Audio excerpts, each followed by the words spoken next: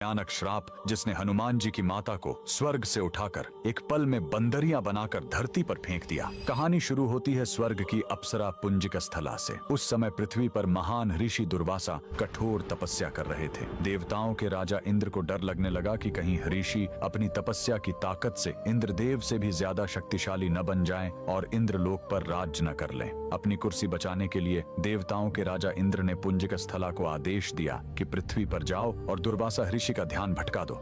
इंद्र के आदेश पर वह ऋषि के आश्रम गई और उनकी तपस्या में बाधा डालने लगी। ऋषि दुर्वासा ने गुस्से में आंखें खोली और उसे श्राप दे दिया। तूने एक चंचल वानर की तरह हरकत की है, जा पृथ्वी पर तेरा चेहरा भी वानर जैसा हो जाएगा। अप्सरा ने रोते हुए ऋषि के पैर पकड़ लिए। तब ऋषि ने दया दिखाई और मुक्ति का उपाय बताया। जिस दिन तुम भगवान शिव के 11वें रुद्र अवतार को जन्म दोगी, तुम वापस अप्सरा बन जाओगी। इसी श्राप के कारण उस अप्सरा ने पृथ्वी पर वानर राज कुंजर के घर बेटी के रूप में जन्म लिया, जिनका नाम अंजना पड़ा। बरी होने पर उनका विवाह महान वानर योद्धा केसरी से हुआ, लेकिन श्राप से मुक्ति पाने के लिए उन्हें एक पुत्र की आवश्यकता थी। इसलिए माता अंजना ने हम्पी के इसी अंजनाद्रि पर्वत पर भगवान शिव की घोर तपस्या की। सालों की तपस्या से शिव जी प्रसन्न हुए और वायुदेव के माध्यम से अंजना के गर्भ में दिव्य शक्ति स्थापित की। और तब इसी पहाड़ी पर जन्म हुआ बजरंग बली का। हनुमान जी के जन्म लेते ही माता अंजना का श्राप टूट गया। आज कर्नाटक के हम्पी में स्थित यह अंजनाद्रि पर्वत इस पूरी घटना के गवाह है। 575 सीढ़ियां चढ़कर आज भी भक्त उस पवित्र जन्म स्थान के दर्शन करने आते हैं। पवन पुत्र हनुमान के लिए कमेंट्स में जय बजरंग बली जरूर लिखें।